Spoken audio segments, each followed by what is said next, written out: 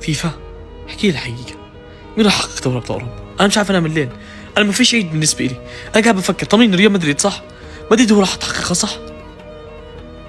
حل على ابوي يا زلمة، والله اذا برشلونة بتاخذها لاجل واروح فيها اقسم بالله ايش في يا اخوان، والله من اول مرة يا اخوان رحت طلع لي برشلونة ايش هذا الفلتر؟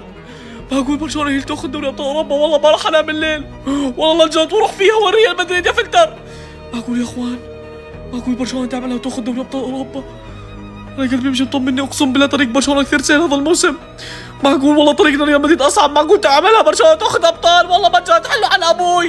يا اخوان كل هذول اللاعبين في برشلونة اذا اخذوا بطاقة صفراء في مباراة الذهاب ضد باريس سان جيرمان ما راح يشاركوا في الاياب، هذا فريق برشلونة كامل.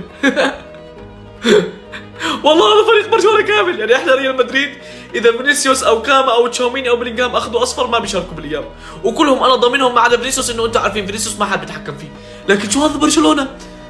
شو هذا برشلونة؟ كل لعيبة فريق برشلونة ايش هاد؟ اي واحد باخذ منهم اصفر ما راح يشارك، هذا فريق كامل ولا فريق برشلونة؟